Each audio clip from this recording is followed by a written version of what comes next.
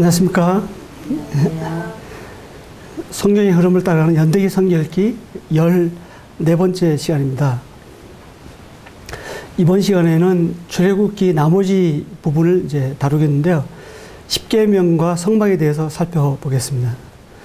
이 둘은 다 하나님을 섬기는 방법으로서 제시해 주는 하나님의 사랑의 증표라고 할 수 있어요. 다음은 하나님의 교훈인 율법에 대해서 말씀드리겠습니다.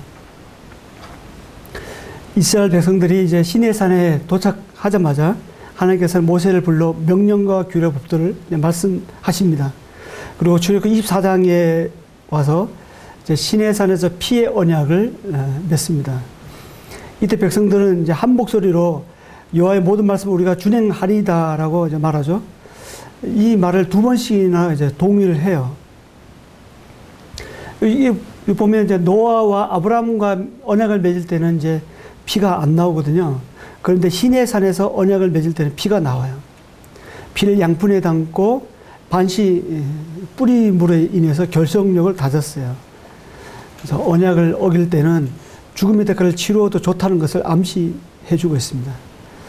바로 시내산에서 세운 언약은 피로 세운 옛 언약입니다. 근데 우리가 신약 성경에 넘어와 보면 히브리서에 보면 특히 이제 8장에서 10장에 보면요. 이것으로는 능히 온전하게 하지 못한다고 나오고 있죠. 그래서 예수님께서 대제사장으로 오셔서 새 언약을 맺습니다. 누가복음 22장 20절에 보면 이 잔을 내 피로 세운 새 언약이라고 이제 말씀하십니다. 곧 예수 그리스도께서 죽으심으로 인해서 하나님 앞에 한 번의 제사로 영원히 온전하게 하셨던 것이죠. 이스라엘 백성들이 가나안 땅에 들어가서 지키겠다고 약속한 율법은 그 율법이 어떻게 이루어졌는지 한번 보겠습니다. 그 아래쪽에 보면 나오는데 율법은 총 613개의 법조항으로 이루어져 있어요. 이 중에서 248개는 두라고 나왔어요. 하라는 명령으로 되어 있고요. 그리고 365개는 do not, 하지 말라는 형태로 되어 있습니다. 공교롭게도 사람의 뼈가 모두 합하면 248개라고 해요. 그래서 하라는 것을 하지 않으면 뼈마디가 쑤시는 고통을 느낀다고 생각합니다. 그리고 만약 하지 말라는 것을 하면요, 1년에 365일 동안 하루도 편할 날이 없이 피곤한 삶을 살게 된다고 생각합니다. 실제 유대인들이 그렇게 생각해요. 그래서 유대인들은 613이라는 숫자를 좋아합니다. 그래서 어떤 가게를 내면 613이라는 또 이름으로 내기도 해요. 이 613개의 법조항은 크게 세 가지로 구분이 됩니다. 명령과 규례와 법도인데요. 명령은 십계명과 같이 도덕법이라고 할 수가 있어요. 그리고 규례는 하나님을 사랑하는 방법을 제시해 줍니다. 즉, 뭐냐면 하나님 앞에서 어떻게 살 것인가를 가르쳐 줘요. 그 규례는 이제 종교법, 의식법이라고 합니다. 레위기에 보면 주로 이런 말씀이 나옵니다. 법도는 이웃을 사랑하는 방법을 제시해 줍니다. 즉, 뭐냐면 이웃 앞에서 어떻게 살아갈 것인가를 가르쳐 줘요. 그 법도는 시민법, 사회법이라고도 이제 말할 수가 있어요. 그런 율법의 대표적이고 뼈대를 이루는 십계명에 대해서 한번 살펴보겠습니다. 이 십계명은 우리가 너무나도 잘 아는 말씀이죠. 그런데 어떻게 보면 우리가 또 너무나도 간과하는 그런 말씀이기도 합니다. 1에서 4계명은 하나님과 관계에 대해서 말해주고 있죠. 즉 하나님의 사랑은 하나님에 대한 인간의 의무라는 거예요. 그리고 5에서 10계명은 인간과의 관계를 말해주고 있어요. 즉 이웃 사랑은 이 이웃 인간에 대한 인간의 의무라고 말하는 거예요. 10계명은 주로 하지 말라는 부정명령을 사용하고 있습니다. 단 이제 긍정명령이 두 군데 나와요. 어디냐면 안식일 거룩히 지키라, 그리고 내 부모를 공경하라, 두 군데 나옵니다. 특히 5계명인 이 내 부모를 공경하라는 말씀에는 유일하게 약속을 달고 나옵니다. 내 부모를 공경하라. 그리하면 내 하나님 여호와가 내게 준 땅에서 내 생명이 길리라. 이처럼 확실한 약속이 어디 있겠어요.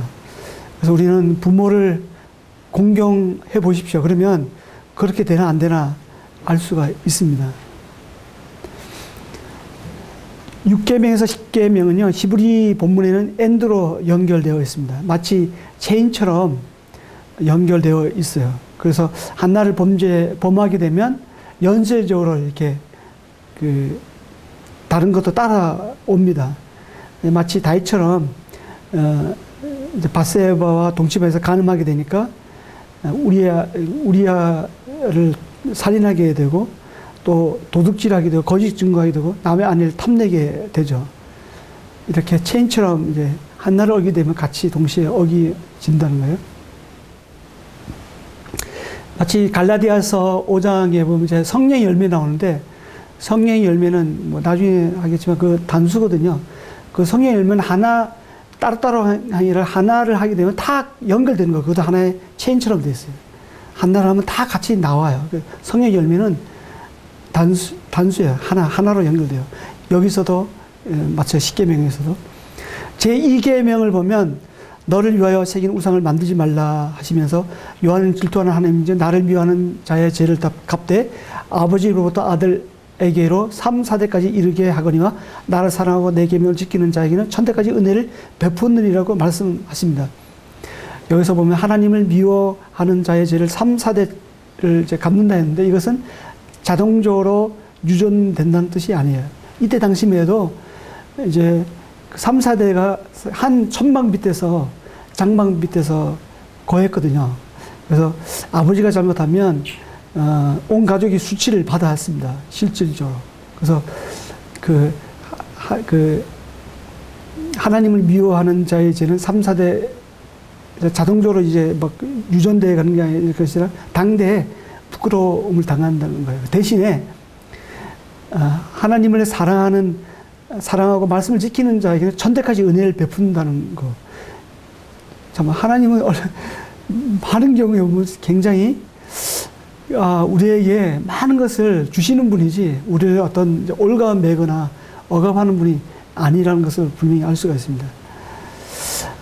은혜는 천대까지 가요. 그 예가 다윗 언약에서 잘 드러내 줍니다. 다윗과 맺은 언약 때문에 남유다가 그 후손 대대로 이어지고 결국에는 예수 그리스도를 통해서 이게 메시아가 오게 됩니다. 그런 복을 받게 되죠. 다음은 유대교와 천주교의 10계명의 차이입니다. 유대인들에게서 10계명은 첫 계명이 우리가 아는 서문입니다. 뭐냐면 나는 너를 애굽 땅 종 되었던 집에서 인도하여 낸 내 하나님 여호와니라. 이렇게 해서 그들은 자기 자신의 정체성을 분명히 먼저 시작하죠. 그래서 유대인들에게서 둘째 계명은 우리가 아는 1계명과 2계명을 하나로 묶었어요. 나머지는 이제 동일하고요. 천주교에서 10계명은요. 우리가 아는 1계명과 2계명을 하나로 묶었어요. 그리고 대신에 우리가 아는 10계명을 둘로 나누었어요. 나머지는 똑같습니다. 참고로 알아두시면 좋고요. 또 신명기 5장에도 10계명이 나오죠. 출애굽기 20장의 10계명과 신명기 5장의 10계명은 이제 대동소이해요. 근데 가장 차이가 나는 점은 어떤 거라면 바로 4계명이 나오는 안식일이에요. 출애굽기에 나오는 이제 4계명 안식일을 지키라는 것에는 천지 창조로 인한 안식을 얘기하거든요. 그런데 신명기에 나오는 안식일을 지키라는 것은 출애굽으로 인한 안식하라는 말씀이 나옵니다. 지금 뭐냐면 노예에서의 자유, 애굽 땅 종되었던 것에서의 해방된 것에 대한 참된 안식을 말하는 것이죠. 그런 의미에서 신명기에서는 이제 그런 의미에서 안식을 지키라고 하십니다. 그런 차이가 있고요. 노아 때의 언약의 표징은 무지개였습니다. 아브라함 때의 언약의 표징은 할례였죠. 이스라엘이 시내산에서 하나님과 언약을 맺는데 그 표징이 바로 안식일인 거예요. 그 에스겔서 20장 12절과 20절에 보면 그런 것을 알 수가 있습니다. 제가 한번 읽어보겠습니다. 또 나의 안식일을 거룩하게 할지어다 이것이 나와 너희 사이의 표징이 되어 내가 여호와 너희 하나님인 줄 너희가 알게 하리라 하였노라고 에스겔서 20장 12절 20절에 보면 나옵니다. 그렇다면 오늘날은 어떻게 변할까요? 신약에 와서 안식일은 이제 변하죠. 안식일은 폐해지고 대신 주일로 바뀝니다. 주일은 부활을 기념하여서 예배하는 날입니다. 예수님은 참된 안식일의 주인으로 오셨어요. 그래서 의도적으로 안식일에 병을 고치는 장면을 볼 수가 있어요. 그것은 새로운 언약의 시대가 왔다는 것을 이제 말해 주는 것입니다. 신약의 진정한 안식은 예수 그리스도를 통한 구속이라고 할 수가 있습니다. 십자가를 통한 죄와 율법으로부터 자유함을 말해 주는 거예요. 그런 의미에서 우리는 주의를 지키는 거예요. 이렇게 해서 10개의 말씀을 담아 놓는 것이 이제 법계, 언약계입니다. 예, 다음은 이제 율법을 주신 목적에 대해서 말씀드리겠습니다. 예, 4가지로 정리해 봤는데요. 첫 번째로 율법을 하나님께서 왜 주셨는가? 이스라엘 백성들에게 그것은 죄를 깨닫게 하는 데 있습니다. 사실 율법 있기 전에도 세상에 죄가 있었잖아요. 그런데 그때는 죄를 죄로 여기지 않았죠. 율법이 주어짐으로 자신이 죄인임이 이제 드러나게 된 거예요. 율법은 하나의 병을 검사하기에 각종 검사와도 같습니다. 그래서 율법은 죄를 드러내는 기능을 합니다. 그래서 율법은 죄를 깨닫게 해 줄 뿐이지 그 죄를 없애주거나 극복해 주지는 못해요. 율법은 진단용이지 치료용이 아닙니다. 그래서 율법은 인간을 구하는 수단이 아니라 죄를 깨닫게 하는 수단이라는 거예요. 그래서 어떤 사람이든 율법이라는 거울 앞에 서게 되면 자신이 죄인이라는 것을 드러나게 돼요. 얼마 전에 어떠한 분을, 예수님을 믿은 어떤 분을 이제 만났는데 그분이 이런 간증을 하더라고요. 어떤 분이 상담을 한다가 10계명을 한번 하루 동안이라도 한번 지켜봐라. 그러면 너가 당신이 죄인인지 아닌지 알게 될 것이다. 이런 고민을 받았다 해요. 그런데 그 전까지도 자신이 그나마 선하고 죄인이 아니라고 생각했는데 그 말을 듣고 한번 10계명을 지키려고 한번 해봤대요. 근데 도저히 정말 지킬 수 없는 자신을 발견했다고 그런 간증을 하더라고요. 그만큼 우리가 누구든지 율법의 거울 앞에 서게 되면 자신이 죄인이라는 것을 이제 보게 된다는 것입니다. 율법의 기능 두 번째는 의롭게 될 수 없음을 가르쳐 줍니다. 좀 전에 말씀 드렸듯이 율법대로 살면 하루라도 살아보면 그렇게 노력해보면 반날도 못 가서 자신의 본성이 선함과 의로움이 없다는 것, 그것과 거리가 멀다는 것을 알게 된다는 거예요. 이처럼 율법은 의롭게 될 수 있게 해주는 것이 아니라 죄를 정죄하는 기능을 합니다. 또한 죄를 지은 자가 받을 형벌과 죄의 값이 얼마나 큰지 그걸 선고해주고 경고해주는 역할을 합니다. 세 번째로 우리가 볼 것은 율법을 주신 목적은 그리스도에게로 인도하는 초등교사와 같은 거예요. 개역 성경에는 이제 몽학 선생이라고 나와 있는데 초등교사는 어린 아이가 학교에 들어가기 전까지 돌보는 보모와도 같습니다. 초등교사에는 가르치는 기능이 없습니다. 아이가 학교에 들어가면 역할이 끝나는 거예요. 이처럼 율법은 궁극적으로 하나님이 보내신 예수 그리스도와 그 십자가의 은혜의 복음을 알도록 인도하는 역할을 합니다. 여기까지는 우리가 뭐 들어서 알고 있을 거예요. 근데 네 번째 보겠습니다. 네 번째는 율법 주신 이유는 바로 하나님과의 관계 유지를 위해서라는 거예요. 율법이 언제 주어졌습니까? 홍해를 건너기 전에요? 아니, 홍해를 건너고 나서요. 율법은 홍해를 건너고 나서 주어졌어요. 이 말은 뭐냐면 율법은 구원을 위한 것이 아니라는 거예요. 이미 구원받는 백성이 하나님의 백성답게 살도록 도와주는 역할을 한다는 거예요. 그래서 이 율법은 바로 성화의 나침반과도 같은 것입니다. 신약에 보면 이제 구원이 이제 흐름이 나오는데 그 칭의 구원과 성화 구원이 나옵니다. 그래서 또 우리가 단순히 징의만 구원이라고 보면 안 돼요. 그래서 징의만 구원이라고 보면 굉장히 삶이 좀 혼란스러워요. 좀 무절제해집니다.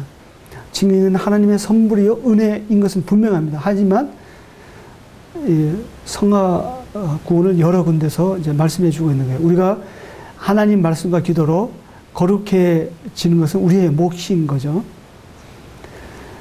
완전한 구원은 사실 주님이 오시면 이제 완성이 돼요. 그 전까지는 사실 우리가 두렵고 떨림으로 구원을 이루어 가야 합니다. 제가 이런 말씀 드리면 뭔가 다른 뭐 구원에 대해서 말씀하는 게 아닌가 생각 들 수도 있는데 그것이 혼동하지 않았으면 좋겠어요.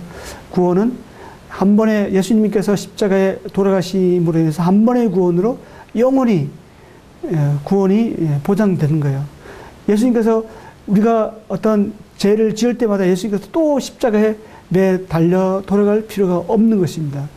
만약 우리 구원이 완전한 것이 아니라면 그때마다 예수님께서 십자가에 또 돌아가셔야 해요. 예수님의 죽음은 한 번으로 끝난 거예요.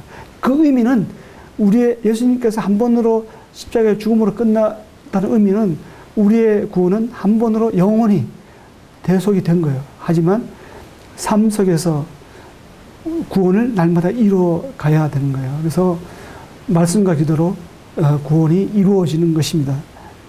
칭의는 은혜로 주어진 거지만 성화의 구원은 우리가 우리의 몫이라는 것을 기억했으면 좋겠어요.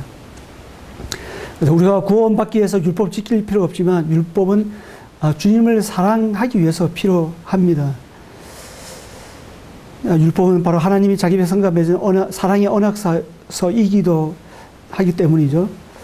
그 사랑은 율법을 매개로 하나님과 사람 사이의 관계를 유지하게 합니다. 그래서 은혜를 경험한 백성이 하나님 말씀 앞에서 반응하게 될 때 그 사랑은 의미가 있게 된다는 거예요. 그렇지만 은혜를 경험한 백성이 하나님 사랑 앞에서 하나님 말씀 앞에서 반응하지 않으면 그 사랑은 사실 의미를 잃게 돼요. 즉 하나님과의 관계는 바로 사랑의 관계라는 거예요. 그래서 율법을 주신 이유는 바로 하나님과의 관계를 유지하기 위해서라는 거 기억했으면 좋겠습니다. 그리고 또 하나, 율법 우리 힘으로 지킬 수 없다는 거. 그리고 하나님을 사랑하면 그 사랑이 우리도 그 말씀을 지키게 하신다는 거 기억했으면 좋겠어요. 다음은 그리스도의 모형인 모세인데요. 신명기 18장 15절에 보면 나와 같은 선지자 하나를 일으키시니 너희는 그의 말을 들을지니라고 나옵니다. 이 말씀은 옛 계명인 율법은 모세로 말미암아 주어진 것이지만 새 계명인 사랑은 예수 그리스도로 말미암아 주어진 것이라는 것이죠. 그래서 우리는 율법을 배우려면 모세에게로 가야 되지만 은혜와 진리를 알려면 예수 그리스도를 만나야 한다는 것입니다. 지금까지는 이제 하나님을 섬기는 한 방법으로서 율법에 대해서 살펴봤는데 지금부터는 하나님을 섬기는 한 방법에 대해서 예배의 삶, 성막에 대해서 한번 말씀드리겠습니다. 성막은 하나님이 거하시다는 뜻이 있습니다. 세키나, 즉 하나님의 영광이 거하시는 곳이 그 성막이죠. 하나님은 시내산에서 성소에 대한 모형을 출애굽기 25장에서 30장까지 모세에게 보여주셨어요. 그리고 산에서 보인 시향대로 성막을 세우라고 지시하셨습니다.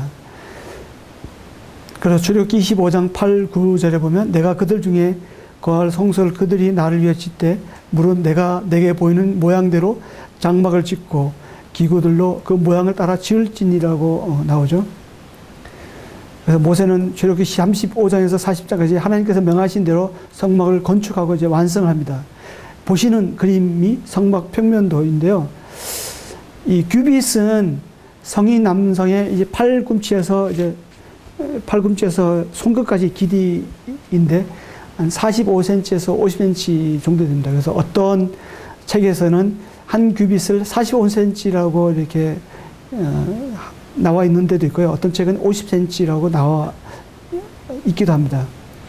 근데 저는 계산하기 좋게 50cm로 하겠습니다. 성막의 바깥 기르는 가로가 이제 한 규빗이 50cm로 했을 때 성막의 바깥 길이는 가로가 50m, 세로가 25m가 됩니다. 그리고 출입문은 10m 정도가 되는데 굉장히 넓죠. 우리 누구나 각자 집에 출입문을 10m씩 하는 집 아무도 없을 거예요. 그러면 모든 도둑들이 다 들어오게 되겠죠. 굉장히 아주 좁게 만들잖아요. 그리고 그렇지만 성막만큼 넓게 만들어갖고 누구든지 은혜의 보좌 앞에 들어오도록 그렇게 하였다는 거예요. 그래서 이게 성막문으로 들어가자마자 번제제단이 나오죠. 번제단 지나가면 물두멍이 나옵니다. 그리고 그 다음에 성소가 나오고 지성소가 또 나옵니다.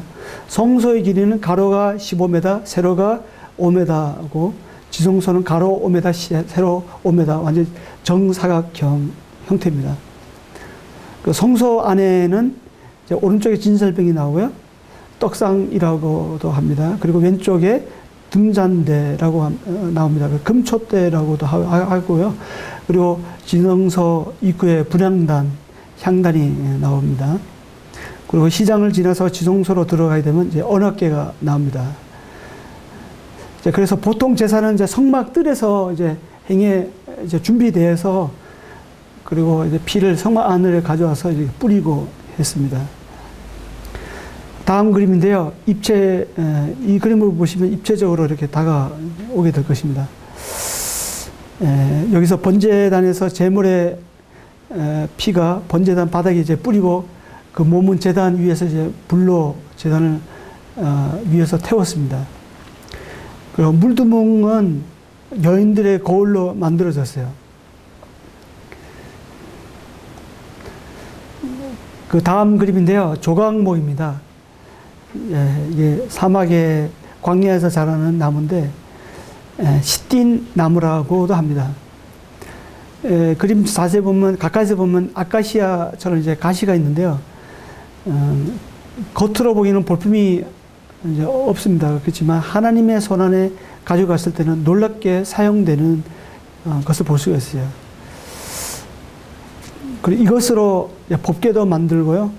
성소의 널판도 만들고 기둥도 만들고 성소에 들어간 나무 재료는 이것을 사용했습니다. 다음 그림은 성소 안의 모습입니다. 진설병, 등잔대, 분향단이 보이죠? 예, 보시는 바와 같습니다. 다음은 이제 지성소 안의 모습입니다. 이곳에 들어가기 위해서는 이제 가로막고 있는 두꺼운 휘장을 통과해야만 하죠. 근데 아무나 이곳을 이제 들어갈 수 있는 곳은 아닙니다. 대제사장이 1년에 한 번 대속죄일에 피를 가지고 들어가야만 했습니다. 그래서 대제사장도 사실 들어가기를 두려워했던 곳이 지성소입니다. 그 지성소 안에는 만다를 담은 금항아리, 아론의 상난 지팡이, 언약의 돌판들이 있고요. 나중에는 주로 언약의 돌판들이 있게 되지만 위쪽에 두 그룹이 있고 아래에는 속죄소가 있습니다. 출애굽기 25장 22절에 보면 거기서 내가 너와 만나고 속죄소 위, 곧 증거계 위에 있는 두 그룹 사이에서 내가 이스라엘 자손을 위하여 내게 명령할 모든 일을 내게 이르리라고 말씀하십니다. 레위기 1장 1절에서는 여호와께서 해막에서 모세를 부르시고 그에게 일러 가라사대라고 나오는데요. 출애굽기에서는 모세가 이제 시내산에 올라가서 여호와의 말씀을 들었거든요. 근데 성막이 다 짓고 나서는 이제 여호와께서 해막에서 모세에게 말씀하십니다. 이제 오늘날의 언약궤는 어디일까요?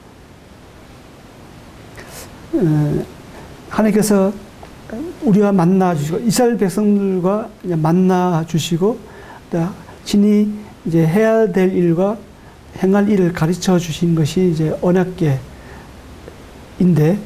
오늘날에는 언약궤가 어딜까요? 네, 바로 이 말씀이죠. 이 말씀이 사실 언약궤인 거예요. 이 말씀을 통해서 하나님께서 우리와 만나 주시고 우리에게 친히 행할 일을 가르쳐 주시고 그리고 우리가 필요한 것들을 이제 알려주시는 것이죠. 분명히 이적과 기적은 우리의 구원과 이제 믿음은 기적과 이적을 경험한 데서 오는 것은 아닌 것 같아요. 그 이스라엘 백성들이 광야에서 하나님 그 기적과 이적을 많이 경험했는데도 여전히 그들은 불평과 불만하고 원망하잖아요. 근데 하나님 말씀은 믿음은 들음에서 온다는 거. 하나님 말씀을 열심히 들을 때, 읽을 때 이 말씀만이 우리를 새롭게 지어간다는 사실, 여기서 우리가 배울 수가 있습니다. 다음 그림인데요. 희생제물 불사르는 모습이 나옵니다. 오른쪽 아래에는 성막들에서 사용되는 기구들을 볼 수가 있어요. 예, 참고로 보시면 되겠습니다. 다음 사진은 제일 앞에 진절병상이 보이죠? 그 다음에 대제사장이 보입니다. 에봇을 입고 있습니다. 그 다음이 희생제물에 안수하는 제사장의 모습이 보이죠? 제사장은 흰 세마포 옷을 입고 있었어요. 근데 대제사장은 평상시는 이렇게 에봇을 입고 이제 성소 안에서 일을 했는데 1년에 한 번 지성소에 들어갈 때는 에봇을 벗고 흰 세마포를 입고 들어갔어요. 그래서 지성소에서 나올 때 다시 에봇으로 갈아입었습니다. 그 다음 이제 그 보이는 사진의 그림이 등잔대가 보이죠? 그리고 7개 촛대 모양을 하고 있는 것을 볼 수가 있습니다. 그 다음에 분향단의 모습이 나옵니다. 제일 끝에 언약궤의 모습이 보입니다. 예, 참고하시기 바랍니다. 예, 다음은 이제 대제사장의 옷을 입고 있는 모습이 보입니다. 출애굽기 28장과 39장에 보면 이제 그런 내용이 나오는데요. 각 명칭은 그림에 있는 것을 참조하시면 되겠어요. 그리고 제일 밑에 그 석류와 금방울을 번갈아 가면서 달아 놓았죠. 그래서 성소에 들어가고 나올 때 그 소리가 들리게 했어요. 그래서 이 소리가 지성소에 들어갔을 때 이 소리가 안 들리면 뭔가 일이 있는 거예요. 그래서 특히 지성소에 들어갈 때는 끈을 잡아 맨다는데 소리가 안 들리면 잡아 당겼어요. 그래서 혹시 죄를 제대로 고백하지 않거나 뭔가 잘못했을 때는 대제사장이라도 해도 지성소 안에서 죽었기 때문에 소리가 들리게 했습니다. 그리고 가슴에는 판결 훈패를 붙였는데요. 네모 반듯한 보석 12개를 4줄로 달아 놓았습니다. 그 보석에는 12지파의 이름을 새겨져 있죠.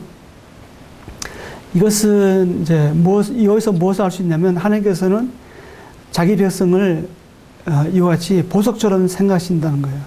그리고 가슴으로 품고 계신다는 거, 그런 뜻입니다. 판결 훈패 안에는 우림과 둠밈을 이제 넣어 두었는데요. 구체적으로 어떻게 생겼는지는 알 수가 없어요. 하지만 어떤 것을 판결할 때 사용했습니다.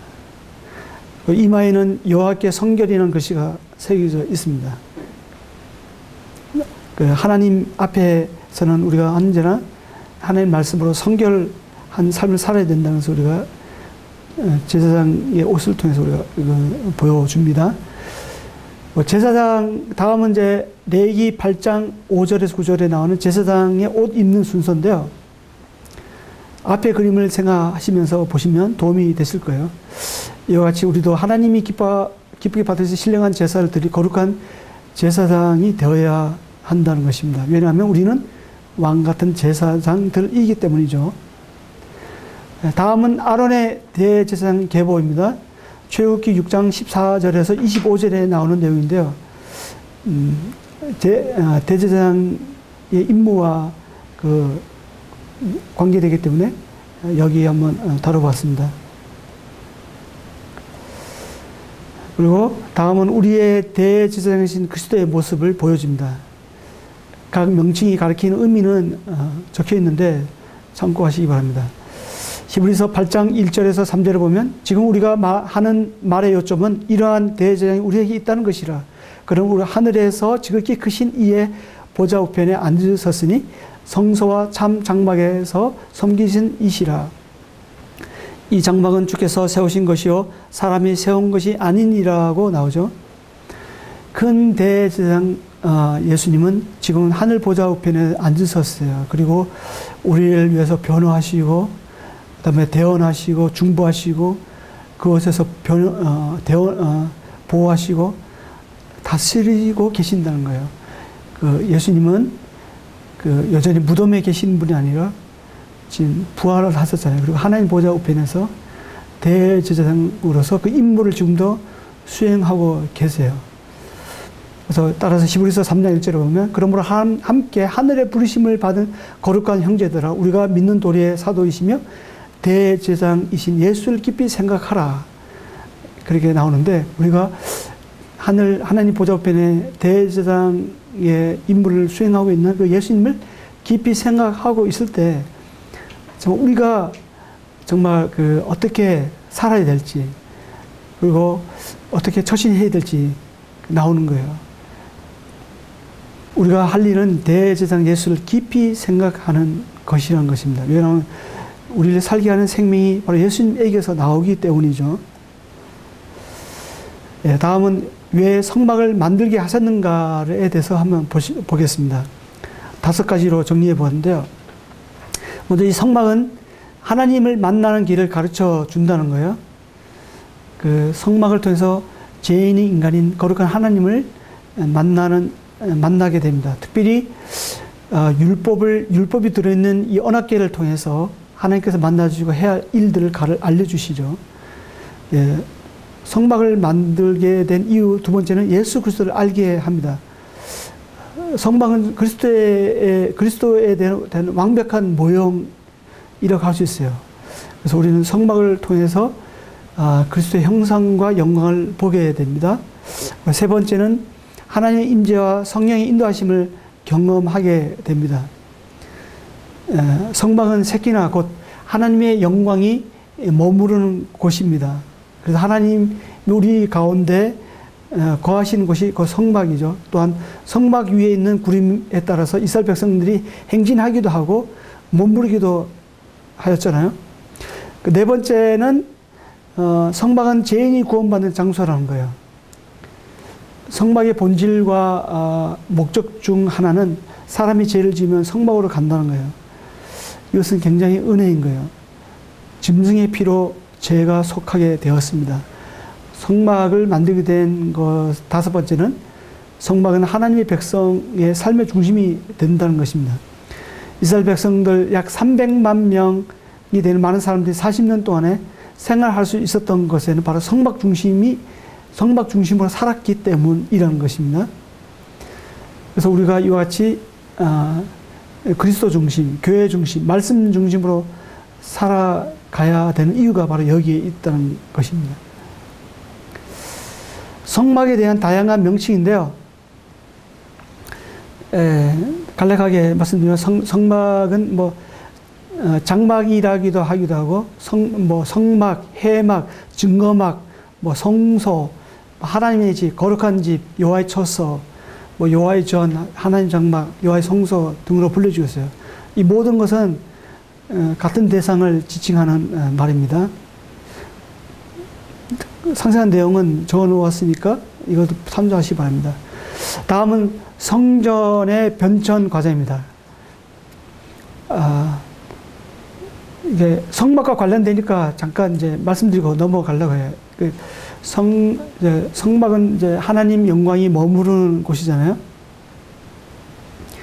에덴 동산에서부터 시작되죠. 그러다가 돌단, 토단으로 바뀝니다. 아브라함이 지시하는 땅에 도착하자마자 제일 먼저 제단을 쌓고 여호와 이름을 불렀습니다. 창세기 12장 8절에 나옵니다. 그리고 35장 1절에 보면 야곱도 베들로 올라가서 제단을 쌓았죠. 그 다음에 광야에서 이스라엘 백성이 광야에서 성막이 주어지죠. 그리고 이스라엘 백성들이 가나안 땅에 들어서 이제 솔로몬에 의해서 성전이 건축되기 전까지 성막이 이스라엘 백성들의 중심 축이었습니다. 하나님께서 성막에 임재하시고 성막에서 말씀하시고 성막에서 예배를 받으셨죠. 그리고 네 번째는 솔로몬 성전으로 바뀝니다. 이전감에도 성막을 통해서 성막은 이동해야만 됐는데 성전은 한 곳에 정착하게 된 것이죠. 근데 중요한 것은 하나님께서 정해진 장소에서 예배를 드려야만 했습니다.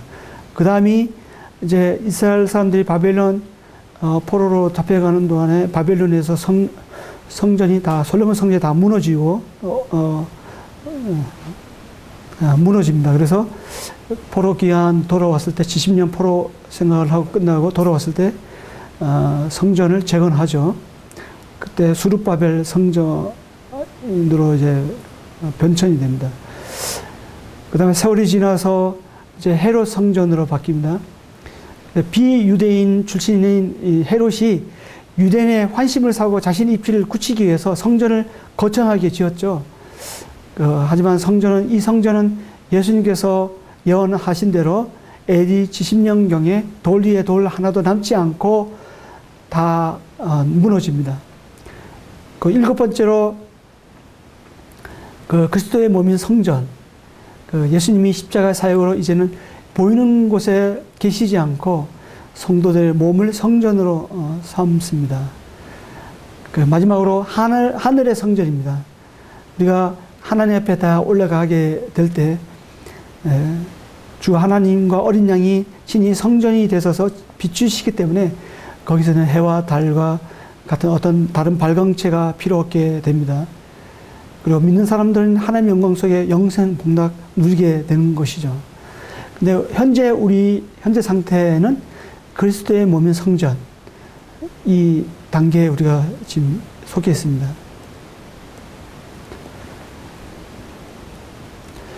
다음은 그 성막의 주요 7가지 기물에 대한 그리스도의 모습에 대해서 말씀드리겠습니다. 성막이 상징성을 갖고 있긴 하지만 너무 의미론적으로 우리가 해석하는 것은 다소 또 다른 모순에 빠질 수가 있어요.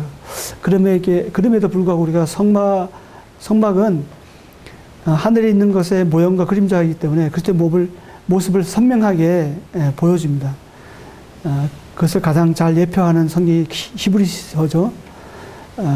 간략하게 하나씩 한번 살펴보겠는데요. 문은 성막으로 들어가는 유일한 길이죠. 아까 봤지만 한 10m 되는 정도 넓게 되어 있습니다. 하나님께 나아가는 유일한 길이신 예수 그리스도를 보여줍니다. 문은 하얀 샘마포에 자색, 홍색, 흰색, 청색실로 수놓은 무리가 수여져 있는데요. 이것은 각각 왕이시고 그다음에 종이시고 인간이고 하나님으로 오신 그리스도를 묘사합니다. 바로 사복음서를 이제 보여주는 것이죠. 그다음에 번제단이 나오는데요. 번제단은 십자가에 돌아가신 그리스도의 모습을 보여줍니다. 번제단을 통하지 않고는 성소에 들어갈 수가 없어요. 바로 그리스도의 십자가의 사역을 믿음으로 이루어지고 하나님 앞에 나갈 수 있는 건데 이런 경험이 없으면 바로 성소에 하나님 앞에 나갈 수가 없는 것입니다. 다음에 물두멍이 나오는데요. 이것은 우리를 깨끗하게 하시는 그리스도의 모습을 보여줍니다. 물은 말씀을 상징합니다.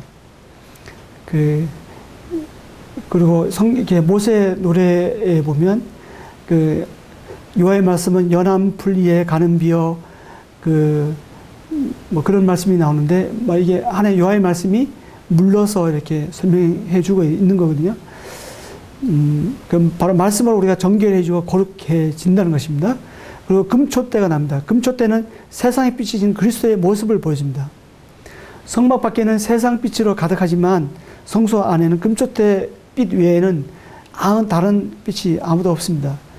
바로 세상 빛이 차단되어 있는 것이죠. 굉장히 캄캄합니다. 대신 그리스도의 빛이 비춰줍니다.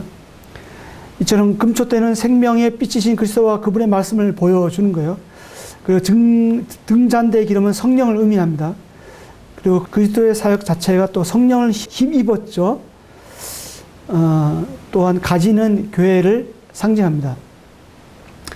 가운데 기둥은 머리 대신 그리스도고 양옆의 가지들은 그리스도의 몸의 지체인 교회를 뜻해요. 그래서 요한계시록 1장 20절에 보면 내가 본 것은 내 오른손에 7별의 비밀과 또 7금촛대라. 7별은 7교회 사자여 7촛대는 7교회니라 라고 나오는데요. 요한계시록 2장 3장에서 바로 7교회의 모습이 나오죠. 또 가지인 줄기인, 가지는 줄기인 그리스도와 연합된 삶을 의미하기도 합니다. 요한복음 15장 5절에 보면요, 나는 포도나무에 너희는 가지라. 그가 내 안에 내가 그 안에 거하면 그 사람이 열매를 많이 맺나니 나를 따라서 너희가 아무도 할 수 없음이라고 나오죠. 진설병, 그 다음에 진설병은 생명의 떡이신 그리스도를 보여줍니다. 그리고 분향단은 우리를 위해 중보하시는 그리스도의 모습을 보여줍니다. 언약궤는 하나님의 보좌 우편에 앉아 계신 예수 그리스도의 모습을 보여줍니다. 그리고 예수께서 죽으실 때 성소시장이 위에서 아래로 찢어졌잖아요. 마태복음 27장 51절에 나오는데, 그래서 하나님 임재 앞으로 나아갈 수 있는 새롭고 살 길을 열어 넣었었어요. 그래서 예수님의 피를 힘입어 지성소 안에 들어갈 담력을 얻게 되었습니다. 이제는 그리스도의 완전한 의를 힘입어 때를 따라 돕는 은혜를 얻기 위하여 은혜의 보좌 앞에 우리가 담대히 나아갈 수 있게 되었습니다. 히브리서 4장 16절. 그래서 우리는 하나님 임재 앞으로 나아가 하나님과 친밀하고 깊은 교제를 나눌 수 있는 특권을 가지게 되었습니다. 마지막인데요, 거룩함에 나가는 단계입니다. 이 세상의 중심에는 이스라엘이 있습니다. 그 이스라엘 땅은, 거룩한 땅은 이스라엘입니다. 이스라엘 중심은 거룩한 성 예루살렘입니다. 예루살렘의 중심은 성전이죠. 거룩한 집은 성전입니다. 그리고 성전의 중심은 지성소죠. 지성소는 지극히 거룩한 장소를 말합니다. 지성소의 중심은 법궤입니다. 법궤는 하나님의 영광이 충만한 곳입니다. 자, 그렇다면 고린도전서 3장 16절에 나오는 하나님의 성전, 그리고 6장 19절에 나오는 성령의 전은 어디일까요? 이제 보이는 템플, 그것을 말하는 것일까요? 고린도전서 3장 16절에 나오는 성전은 바로 지성소를 얘기해요. 지극히 거룩한 곳. 그 헬라어로 히에로라고 나오는데, 이게 히에로는 템플이거든요. 그 보이는 건물을 얘기하는데, 여기서는 이제 헬라어로 나오스를 얘기합니다. 나오스는 지성소를 얘기합니다. 이것은 뭐냐면 하나님께서 우리를 그리스도의 피로 사셔서 하나님의 성령이 거하시는 거룩한 전으로 삼으셨다는 거예요. 그러면 우리가 우리의 몸을 함부로 대하면 안 되겠죠. 이것이 바로 우리가 거룩해야 될 이유고, 우리 몸을 하나님께 영광을 돌려야 되는 이유입니다.